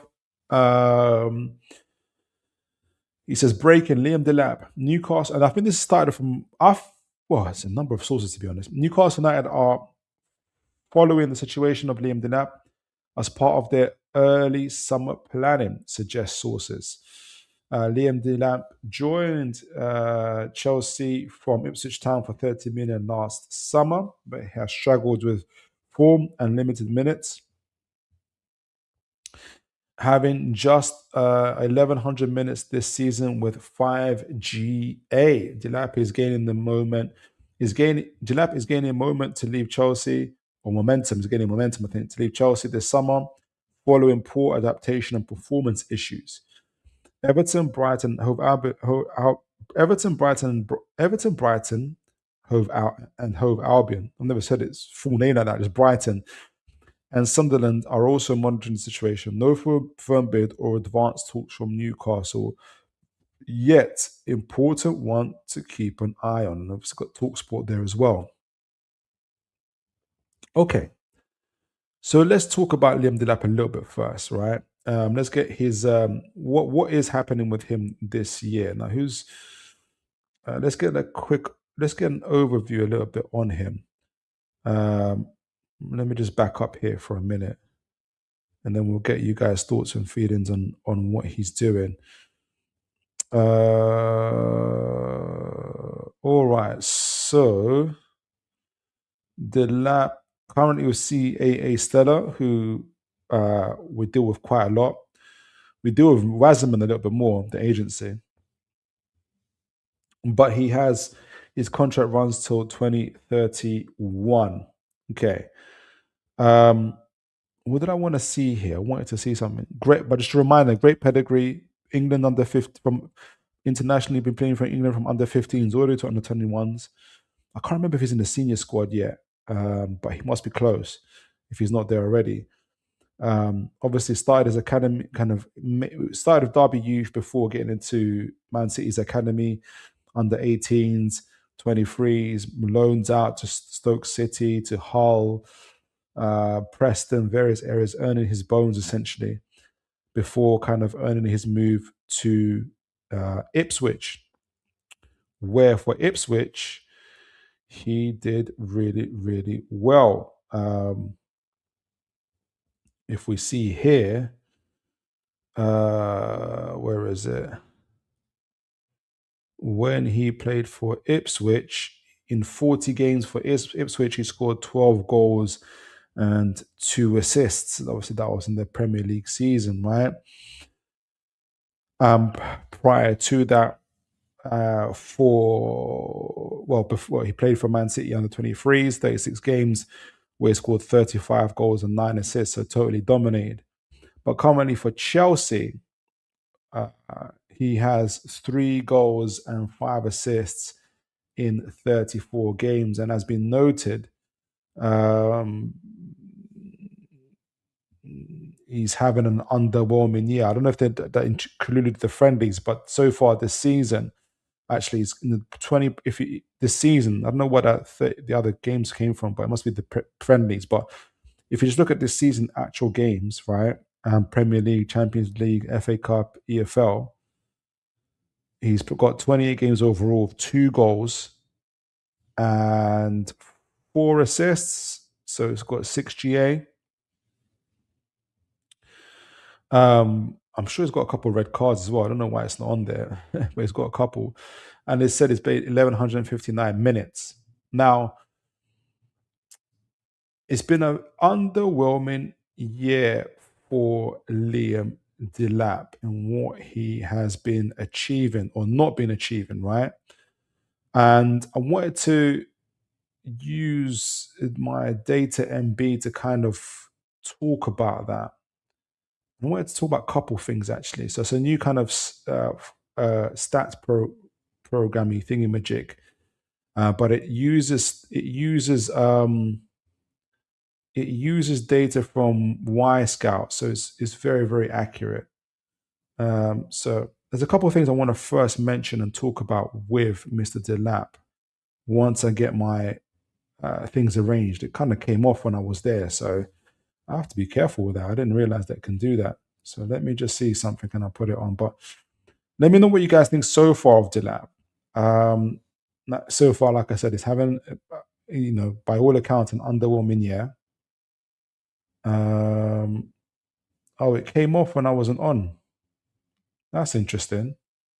So I have to log back in. Okay, I've logged back in. All right, so let me get this right first. No, back up. I wanted to compare Delap. What I did do is compare Delap from last year to this year, and I compared Delap to but then I also looked at Ipswich and Chelsea, what the difference is. So let me first talk about Delap this year and last year.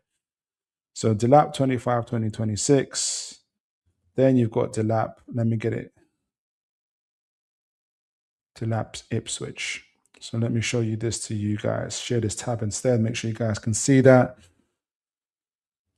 All right. James says 2 goals and 2 assists at Chelsea and Ipswich, 12 goals to assist, and a bit of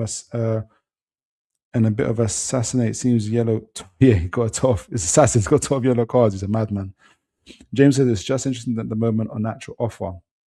Interest. Yeah. Just interested in the moment. So let's start off with this and kind of work our way backwards a little bit. Right. So the blue highlights here. This is James. This is not James. This is Liam Delap in 25-26 this season, and the pink and reddish one, obviously he's playing for Chelsea in the blue one, and the pinkish reddish one is Liam Delap Ipswich Town as opposed to last season. You can see there's a huge difference in a number of areas. And I'm going to talk about touches in the box in a moment because that's going to be significant. But if you look at, for instance, if you look at kind of percentage, non-penalty expected goals for Ipswich Town was at 60. He was in 60% percentile for that, compared to Chelsea at 12.9 percentile. So he's far more likely, and we have to take this in consideration as well. Minutes played, right? He's played 857 minutes. This is looking at the Premier League rather than including the cup competition. So that's why this is Premier League stats, right? So you have to take that in consideration. And the other consideration is he had a number of injuries this season, hamstrings, shoulders. He's had it all. So he's had a rough season, settling into a new system or not settling into a new system. but also lots of injuries, right? And that's this more than half his minutes. So to keep that in mind. But if we look at, like I said, non-penalty goals XG, 60 percentile compared to 12 percentile for Ipswich compared to his time at Chelsea, right? Sorry, 40 percentile non-penalty XG, right? 40 percentile. Oh no, I got this right. Non-penalty goals. So non-penalty goals at 60 percentile compared to 12 at Chelsea. Although at Chelsea's non-penalty expected goals is at 46 percentile. So a little bit high even compared to what he did at Ipswich. So at Ipswich, he's actually overperforming his goals. At Chelsea, he's underperforming. So he's getting chances, but he's not converting. Look at his goal conversion rate. This speaks about goal conversion rate. At Ipswich, he had a 65% conversion rate compared to Chelsea, where he's got 6.7 conversion rate, right? So like I said, he was overperforming according to the chances he had at Ipswich, his goal ratio, and underperforming at Chelsea according to the greater chances he's getting at Chelsea as well. He was winning more aerial duels, 60% out compared to 37 percentile at Chelsea. Even though at Chelsea, he gets way more touches in the box, 66.7 percentile compared to Ipswich's 14.1. So with Ipswich, he's getting less touches in the box, he's getting less chances, yet he's scoring more goals, and he's overperforming the goals that he is getting, right? Expected assists are even higher again for Ipswich, even though he's got less of the ball, less touches in the box. How can that be? That's insane. Offensive duels, one, obviously more for Chelsea at 94 percentile compared to 87 percentile at Ipswich. Now, how can all of this be the case? What is happening for Solanke for things to be so different? Now, we talked about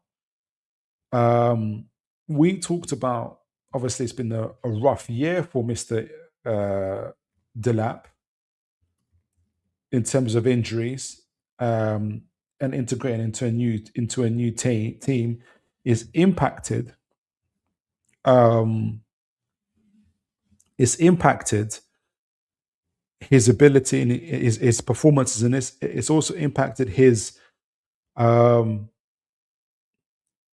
it's impacted his output, and it's impacted his performances, right? The injuries and not being able to kind of integrate into the system. So let's talk about the two different systems if we're trying to kind of understand where he's coming from, right? So that's why Chelsea buy his contract. What do you mean now, Nasser? Let me know what you. I'd love to know what you mean. So if what you guys see right now, let me make sure you guys can see this. Yeah, you can see this. So this is Ipswich last year, 24-25 season, compared to Chelsea this season, 25-26, because obviously Delap played for Ipswich last year in the Premier League and played for Chelsea this year.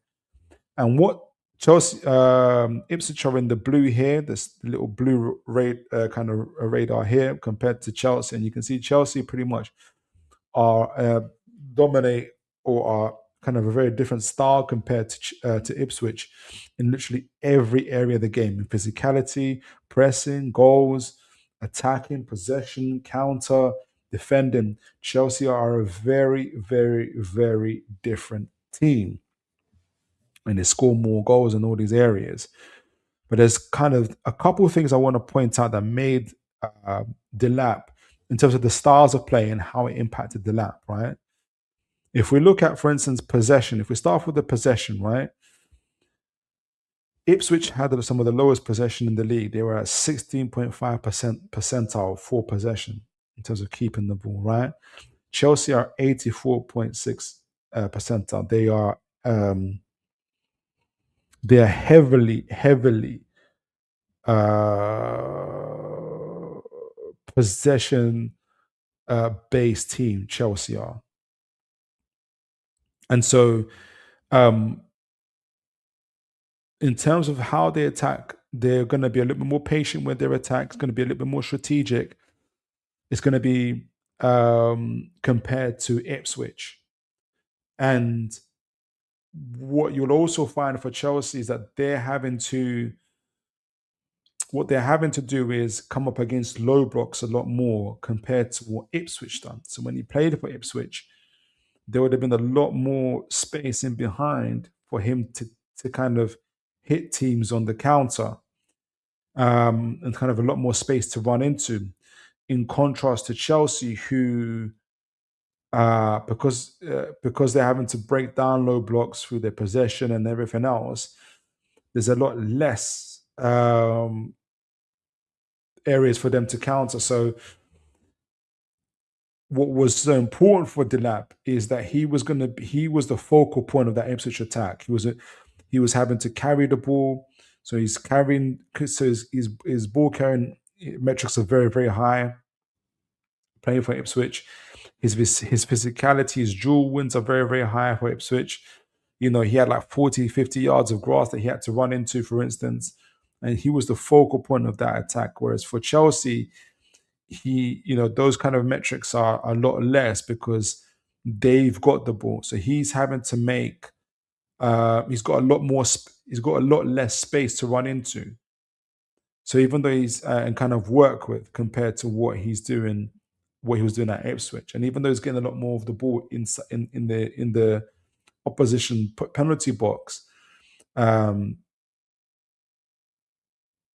he's still it's still difficult. It's a different. He's still having to do with that, dealing with that low blocks, dealing with kind of defenders because of the opposition, because he's playing for Chelsea. It's a lot more difficult for him. So his dribbling volumes have dropped. He's now kind of having to receive the ball back to goal, then to move. So that's a very kind of a different way that he's had to kind of adapt, and that's been difficult for him.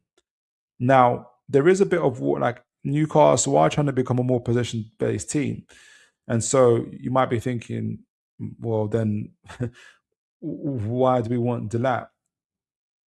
But I think the change has been so dramatic, added to the fact that he's had injuries, that it's impacted his performances as well. Um, and you can see that in terms of his physicality, his rates have also, well, it's still pretty high and he's got that, but it's what he was doing for Ipswich had a lot more impact and kind of him being the focal point of his attack. And so he's in the more heavily based, possession based team. And so his strengths are a little bit more, he's not able to show the strengths that he had in terms of being able to hit on the counter, get in behind. It's a lot more harder for him to kind of, he's having to play back to goal a lot more as well. So it's a lot more harder for him to um, kind of get in behind, right? So it's less dribbling, less carries. He's got less kind of long balls to fight for, and that's kind of really made kind of an impact and a change to how he plays, right? So why would he then be a how do I say it?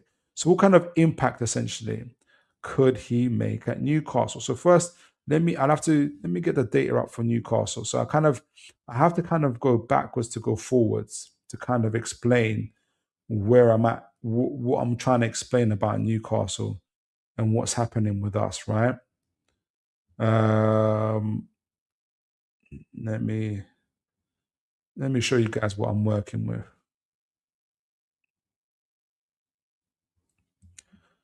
So I want to compare teams. I'm going to look at Newcastle this year and I'm going to look at Newcastle last year. So we kind of got a little bit of a story to tell in terms of what Newcastle are at. So blue, Newcastle 25-26 season, and pinkish reddish is Newcastle 24-25 season. So I'll keep it there so you guys can see it as well, right? So you guys can see it. Let me see if you guys got anything in the chat. So I want to go, like I said, I want to go backwards to go forwards in order to explain where Newcastle are at and how, in terms of our style of play, and how Liam Delap will fit us. James says 45 million was market value Delap and 18 million, but I'm sure if there's a relegation clause for Solanke, there probably is. I mean, his stats of Ipswich. Okay. His stats of Ipswich. That's why Chelsea buy his contract because of his stats. His stats of Ipswich. Oh, you mean like the release clause? Yeah. I think the 6 or 7 teams were looking for him. And yeah, Solanke is an interesting one because he's got like his age is the same as Wissers. So I don't know who replacing. Is it Voldemort or is it Wisser? Like I don't know. But just going back to this, like I said, Newcastle 25-26 season are in the blue, and Newcastle 25-24 season, 24-25 season, excuse me, are in the pinkish reddish. So what does it mean and what is it saying, right? So let me get my notes up for this as well, because it's an interesting one, because where Newcastle are at now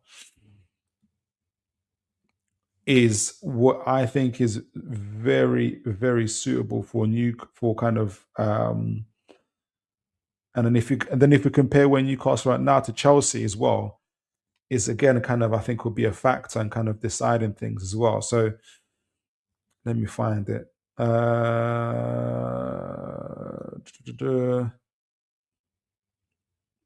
Where are you? Where are you? Where are you?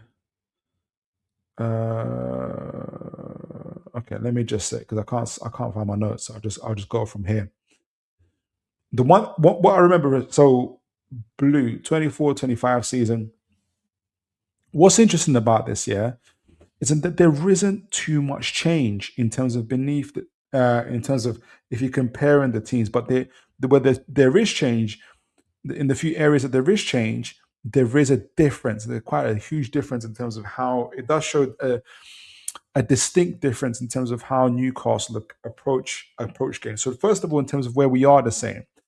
In defending, we're pretty much the same. In pressing, we're pretty much the same. Now, in goals, we're a little bit less, but remember the season isn't over yet, right?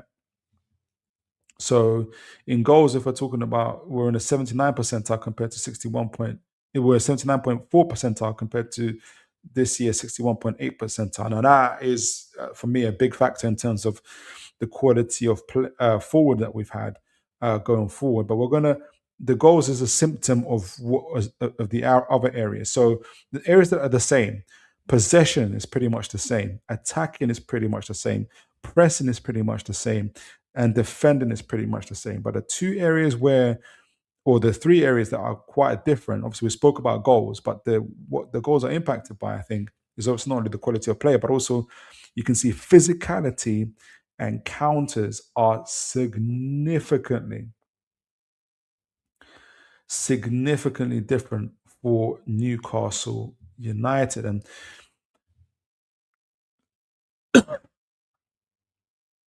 if you compare our physicality this year, which is at 66.7 percentile, which is our pressing, which is looking at our pressing, we're playing uh, uh, kind of getting on the ball a lot more and going at the teams. We're kind of holding a high line, we're kind of holding the ball higher up the pitch compared to what we were doing last season, where you can see we're kind of more or less playing in a more low block and hitting the counters. So last season, you can see our counters are far higher compared to this season, significantly. We were much more of a counter-attacking team. We're in a low block and then hitting the teams in behind. And that's where the likes of Isak and Murphy we're really kind of hurting teams in terms of how we're kind of being able to get in behind teams and had acres of space to get into. And but and our physicality in terms of kind of playing in terms of what we're doing up the pitch, um,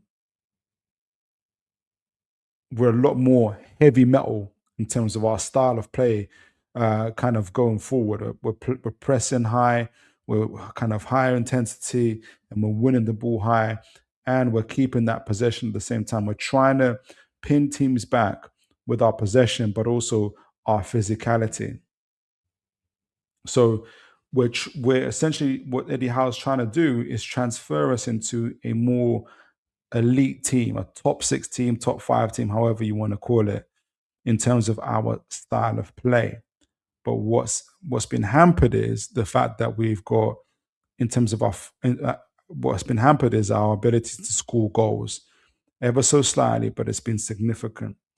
And I think that's come down to the type of forward that we've had. And so where Delap fits in, and if you compare, um, I'm going to talk about it in a moment, but where Delap fits in is because Newcastle are still very much a transition team that's trying to move into a more kind of a pressing, high pressing team. So we still value kind of winning the ball high, attacking vertically. That uses Delap's key strengths in terms of kind of physically bullying defenders, pressing, getting out teams, and kind of recovering the ball. You're bringing the best out of him by kind of using him in those type of areas. And what you also get the best out of him in terms of the way Newcastle is set up, we love a kind of our forward, our number 9 kind of position is, as you will. It's a more kind of traditionally we're more kind of our forwards are more kind of they're the focal point of what that's how Delap likes to play. That's where Anthony Gordon is at the moment as well. But if you kind of team up Anthony Gordon with a Delap, you've got really high pressing forwards, physical forwards, athleticism, who love to press, who also love to get in behind. And you can see Delap kind of really, really profiting from that in terms of being able to get on the ball and to score. Delap is also a higher volume shooter, which is what our system needs. People that are willing to get and kind of shoot on sight whenever possible. And even though he's taking a lot of shots for Chelsea at the moment and not scoring them, I think the way our system is positioned allows him to be positioned more kind of in between the sticks in terms of when he's scoring goals. I think he has a kind of higher kind of opportunity to score goals. So kind of our intensity, we've got our identity, our heavy metal style, kind of having the forward as the focal point, position, even though we're possession based, we're not possession first necessarily. We love to press, we love to get in behind where we can, and those bring out the best out of your Delaps, in my opinion as well. And lastly, if we're to compare Chelsea to Newcastle this year, right, in terms of our styles of play. Let me see what you guys are saying in the chat, because we're talking about systems and why I think Delap will fix our system. James says, by the way, I really like the interview from some of the parts when he was talking about his dad being really happy that you chose Newcastle. That may be a reason why he might carry on with us. Who are we talking about? I mean, the way we like interview from the same part where he was talking about his dad being really happy that you chose Newcastle. There might be a reason why he might carry on with us. Who? Let me know what you mean, James. Who? Delap. I hope that, I don't know. Or is that Lewis Hall? So Newcastle are in the yellow. Chelsea. No. Let me double check that because I didn't watch what I was doing. Compare teams. So I want to compare Chelsea to Newcastle. Chelsea 25, 26. They're in the blue. Newcastle are in the pink. And again, different contrasting styles, right? Even though we're a bit more possession, Chelsea are way more possession team, right? They are in the 80 percentile for possession compared to our 60 percentile. Is it possession? No, sorry, that's goals. Sorry. Chelsea are in 84 percentile for possession. We're in the 86, we're in the 66 percentile. So Chelsea are way more possession heavy heavy based team um, compared to us. And although the fact is that they also hit on the counters a lot more as well, which is interesting to see. Um, and also kind of spend a lot more time defensively. So I think being a kind of a possession based team, they're very much different to us. Whereas we're physicality, kind of and pressing, we're kind of a lot more heavy based in terms of that.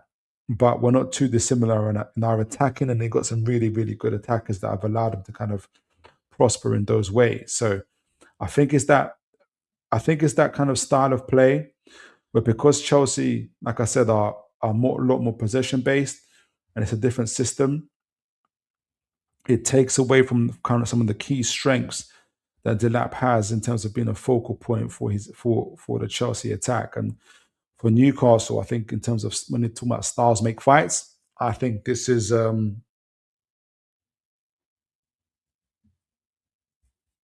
I really think that this is uh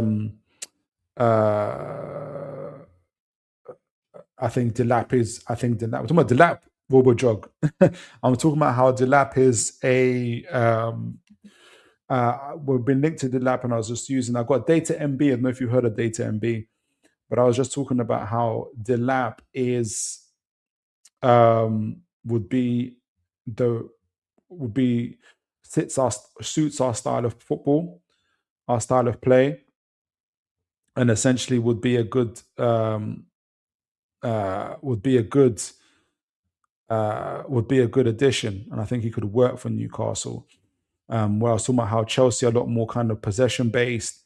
Newcastle are more high intensity, kind of pressing from the front, trying to win the ball high, and that's where you get the best out of what kind of in terms of personnel as well. You know, Anthony Gordon will be playing. Hopefully, will be playing next to him, and Elanga on the other side. Kind of, it's a different style of play, a lot more intense, a lot more transitional, and I think that's what suits Delap's style of play and kind of him being more of a focal point type of striker. Yeah, again, kind of it suits us what he does, and we saw that a little bit when he played for Ipswich and how he played for Ipswich. You know, he's a totally different type of player compared to what he is now. So yeah, let me know what you guys think. Would you take the lap? For me, if we can get that deal over the line and keep Anthony Gordon this year, that would be absolutely phenomenal. And if we can move on, either one of our number nines at the moment, whether it's Wissa, I want to give Altamont more of a chance. But if it meant that we can get someone like Delap in order to get uh, to move one of either Wissa or Altamada, for me, I think Newcastle should take that opportunity. But let me know what you guys are saying. Wobajog, title a bit over dramatic. I like it's a bit over dramatic. I like usually foreshadowing for things to go horribly wrong. A little bit over dramatic, usually foreshadowing. I like title a bit over dramatic. I like usually foreshadowing for things to go horribly wrong. I think more maybe it's I think it needs to be dramatic, in my opinion, because this is a couple of things. Like this is our last opportunity to kind of really make something going forward in the cup competitions. It's a huge game. We have to go hard or go home against Barcelona. There's no kind of two ways about it. We have to leave it all out there. We don't want to have any regrets. We don't want to have any regrets coming off that field. And so the only way to do that is essentially burn the boats. You have no plan B. All we have is what we have. And, we're not going to change. We're not going to, we have to go with what we've got. And we have to win with what we've got. Otherwise, perish. So I think it suits for us where we're at as well. And modified. I've missed something there. Yeah. But yeah, let me know what you guys think about Delap as I conclude the show. But I think he'll be a fantastic addition to Newcastle. Obviously, Solanke has also been linked. It's an interesting kind of link. He's about the same age as Wissa. So I don't get it. Is it a Wissa replacement? Is he a Delap replacement? Should we get him? Not a Delap replacement. Wissa or Vortamada replacement? I don't know. It's interesting that he's the same. He's around the same age as Wissa. That kind of that veteran striker. Obviously played for Eddie Howe before. Scored a load of goals for Eddie Howe.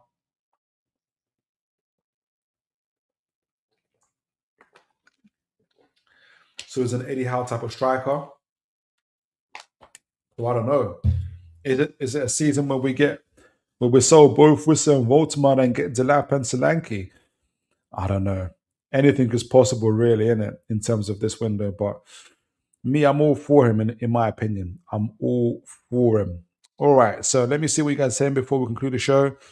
Jog says, Phil, I follow a lot of NUFC account online and some with low followers, so normal guys. Low followers, so normal guys. The swing between how in and how out mid game, let alone after game, can't be good. It says so. I don't get that. Phil, I follow a lot of NUFC accounts online. Yeah, and some with low followers. Yeah. So normal guys. Yeah. So the swing between how in and how mid game, let alone after games, can't be good. Uh, can't be good for who? For how? Or can't be good for them? Probably can't be good for them in terms of their blood pressure and everything else. But you know, I think I just think people got different reasons why they want how out. Some of the I know you're talking about smaller channels, but some of the bigger channels, they for me they want the traction, and I think they're copying a lot of what the YouTubers were doing before for various other channels and they want to copy it, which is a shame because Newcastle have a unique history. But I also think in terms of maybe smaller channels and everybody else, I think the expectations are different. And I think so for me, here's what I'll say about Eddie Howe. I do think he's an elite manager. And I think the way he developed players and has developed the team means that we consistently perform above what our wage bill, for instance, expects. If the correlation, the typical correlation you get between wage bill and position, Newcastle are typically always above by one or two positions compared to their wage bill. Obviously, this season our league position has suffered a little bit. Hopefully, we can finish in the top 8, especially top 7. But we've always kind of finished above our wage bill because of him kind of always evolving the team, his tactics going forward. And I don't think that I think maybe the others that are how out disagree with that. I also think there's a misnomer sometimes when people say, well, big teams sack managers. And that's what if we're a big team, we sack managers. I think that's overplayed. If you look at Arsenal, your team, Obojog, Man City, and Liverpool, who have been the most consistently successful teams in the last 5 to 10 years, they've all had managers up to 8, 10, 12 years altogether. And so just chopping and changing managers just like that, it doesn't make sense. And I think Eddie Howe's the last person we want to change. Like I said, I think he's an elite manager, really good at kind of spotting talent, developing talent. And I'm not, people are entitled to their opinions about Eddie Howe in or Eddie Howe out, but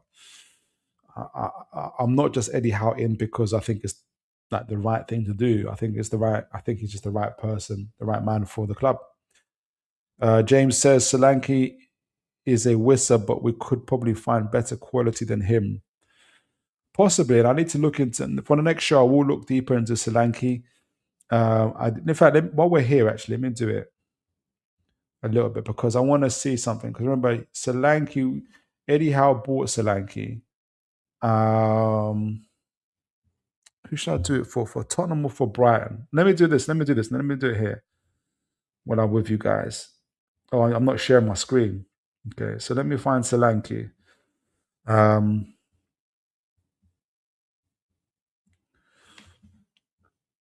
it's not going to be too in depth because of time. I want to look at Solanke for Bournemouth when he played for Eddie Howe.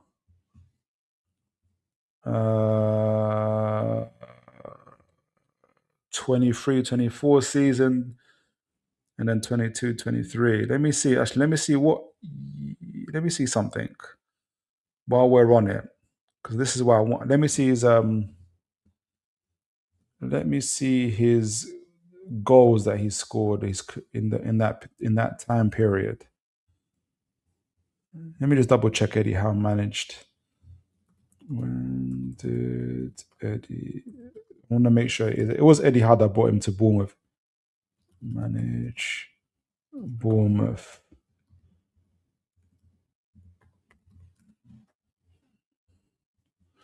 When did Eddie Howe manage Bournemouth? I want to make sure I got this.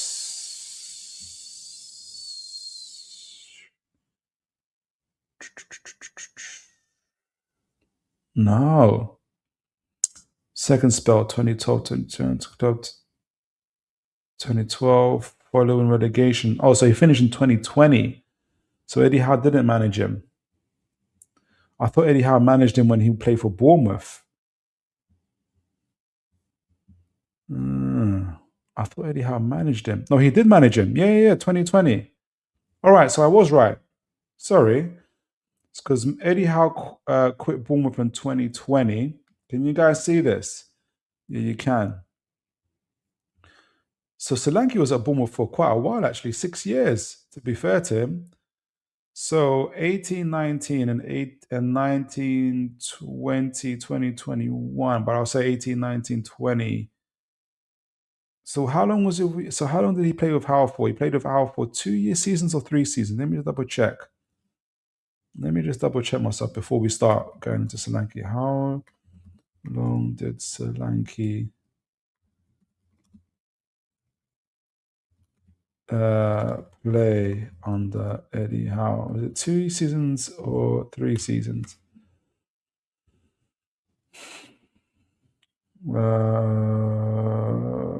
So he made 46 appearances under Howe's management with 4 goals. He signed him for 19 million in 2019. Due to a hamstring injury, he did not make his debut till February 2019. That's a good start. Solanke made 10 appearances, league appearances, 2 starts, and 8 as substitute for his recovery. He featured in 32 Premier League games, starting 17 of them. He famously ended a long goal drought by scoring twice in 4-1 victory.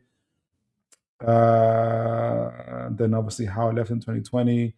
Solanke remained in Bournemouth, obviously, for another couple of years. So under Howe, when Howe brought him in, he didn't score too many, and he was injured in the first month. That's not a good start. But he did then, from 2021, he scored 15 at this championship, 15 goals, 8 assists. Following year, 30 goals, 7 assists. Then obviously, I think this is when he started getting to the Premier League, 7 goals, 7 assists. Then the year before he went to Tottenham, he got 21 goals and 4 assists. Last year for Tottenham, he had 16 goals and 8 assists in 4 games. So it's a pretty healthy return. This year, his time has been minimal again because of injuries. I think injuries is his main problem, but he's got 10 goals so far this season.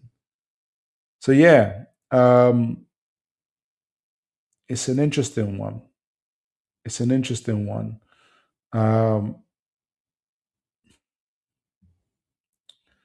Let me see. Solanke in 23, 24, conversion rate was pretty good. His conversion rate in 23, 24 was 68%, which is crazy good. Non-penalty goals XG at 75, so it's really, really good. So that's probably been one of his best years, to be honest. But then if you look at Solanke, last year, because he hasn't got 25, 26 for us for some reason. He's not too far off last year. If you look at Eddie Howe, not Eddie Howe, so Solanke. So Solanke last year in the pinkish reddish, he's a little bit off his MPXG and non-penalty goals. So non-penalty goals and then expected non-penalty goals. But that could be because of minutes and time. And a little bit off his aerial duels, but and touches in the box. A little bit off everywhere, but that could be again because of his lack of playing time. But his offensive duels are very high. His expected assists remain high. His conversion rate remains pretty high. Again, his conversion rate remains pretty good. At really, 60% is pretty good. And I think that's why Eddie Howe's looking at him. The big reason why Eddie Howe's looking at him. And he must be a guy of good character also for Eddie Howe to be looking at him. So I said I wasn't going to look into too much depth, but I can see why. I can see why Eddie Howe's looking at him. I think if we were able to get, this is a big dream, but if we were able to get Delap and Solanke and move on Wisser and Voldemar, that'd be huge. Wobojog says, "Baby Eucharist will kill tenure, will kill Howe tenure.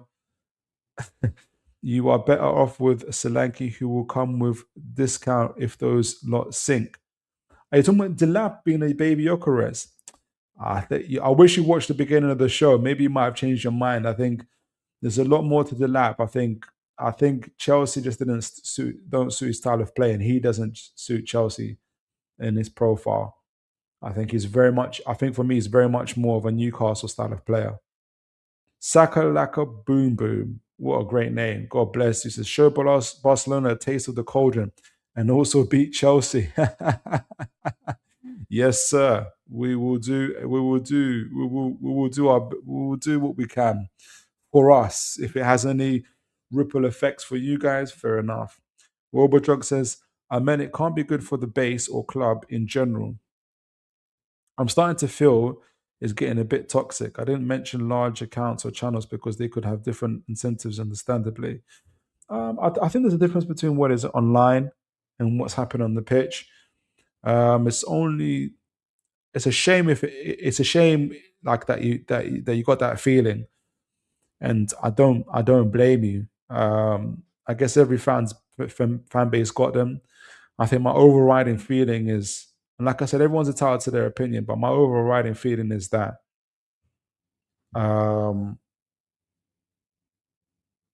for fans that want Eddie Howe out are making a mistake in that. And I don't think I think they're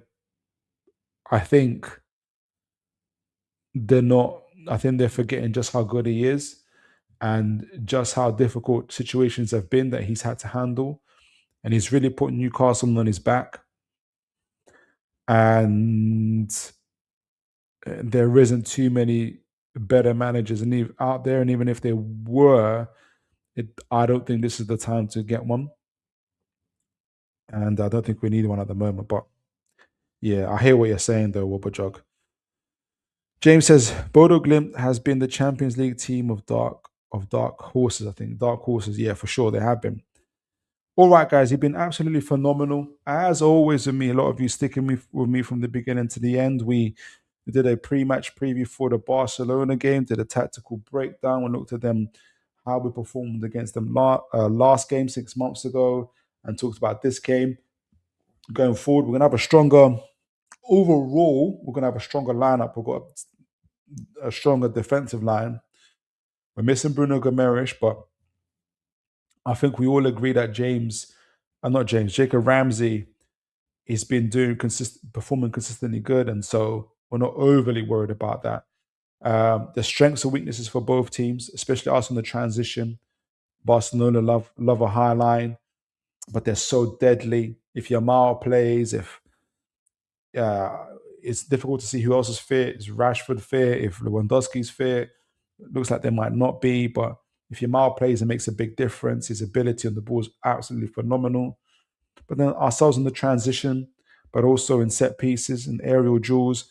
The big thing, like I said to you guys, I'm telling you guys, Newcastle's XG is going to be is going to be in a healthy place. I mention that not because I want to be XG Kings. I mention that because I think Newcastle are going to create. The big thing is, are they going to create opportunity to score goals? Yes. The big thing for them is to put them away. And if they're able to put them away, especially that first goal, and it's going to just lift everybody in the crowd. And speaking of the crowd, Eddie Howe talked about them from minute one, from minute one to the end. I know they're going to stick with the Toon, stick with the boys, and that's going to be the key. It is really going to be the key. We've got Barcelona. Even if we play a full tilt, they could still beat us, right? So that's where the extra man's going to come in, and that's going to be the St. James's faithful. So we talked about that and the importance of that, and then we talked about strikers linked to Newcastle, and had an in-depth conversation about Mr. Delap, how his stats compared with Chelsea compared to Ipswich last season are so different. Why they're so different? How he was the focal point of Ipswich's attack. Essentially, he was playing for a team that was always on the counter attack and using the best of his qualities in terms of his offensive dual winning abilities, his ability to run in the behind. His conversion rate was a lot higher. That's because he was having to play with his back to goal a lot less. And how those skills and attributes suit a Newcastle, even though a Newcastle that plays with a lot more possession than they did before, but are still that hard transition team, a high pressing team, and even with the profile of players that we would have around them. Like I said, hopefully Anthony Gordon stays for another year. Barnes, Elanga, players that are really focused on high pressing, winning the ball high, using their physicality, using their dual winning ability. All of these things play into how Delap plays, and I think he'll be a fantastic addition to what we're doing as well. So let's see. We're talking about Solanke briefly, and obviously Eddie Howe is the one who brought him at Bournemouth. His injury history isn't great. He's about the same age as Wissa, so that makes me wonder about Wissa. Is it going to be Wissa that's going to be replaced, or is it going to be Voltemada? And we're going to see Solanke and Delap in place for Wissa and Voltemada. For me, that would be an upgrade in my opinion. Even though Solanke's injury record isn't the greatest. But let me know, guys, what you think of that. Tomorrow's a big night. Hopefully, I'll give my I also give my predictions. I'll repeat it again. I'm believing, I'm hoping, I'm going with my heart that Newcastle will come away victors with a 3-1 victory and to take to the new camp. Some of you, I think one of you sent your predictions. So hopefully we're all believing. Just before I go, James says, I never said I wanted to be gone, to be honest. It's up to the club make decision. I never said I want how to be gone, to be honest. It's up to the club's decision. See if they carry on with him, then it happens. If not, I wouldn't mind. I think the club, in my opinion, value Howe super, super highly, a lot more highly than a lot of fans that want him out. They know what he did for them in the summer. They know that when Paul Mitchell, our former sporting director, left with a couple of days before the transfer window opened and Howe was out on holiday, that they called on Howe to help them out, more than help them out, but to lead the recruitment. And he led the recruitment and was able to essentially bail them out because they couldn't get the sporting director in on time. How he's developed the players, essentially that the most, literally 90-95% hit rate so far. People can talk about Elanga, but people used to talk about Jacob Ramsey until now. So I wouldn't put it past Eddie Howe to turn it around with Elanga as well. So I think the board, I think the club, I think he's highly valued and protected. Like Craig Hope said it in his article, saying that there isn't even a whisper, there isn't even a mention, there isn't even a hint that the owners or anybody at the club want Howe out. And that, for me, that's a positive. It's a huge positive. But like I said, you guys have been phenomenal.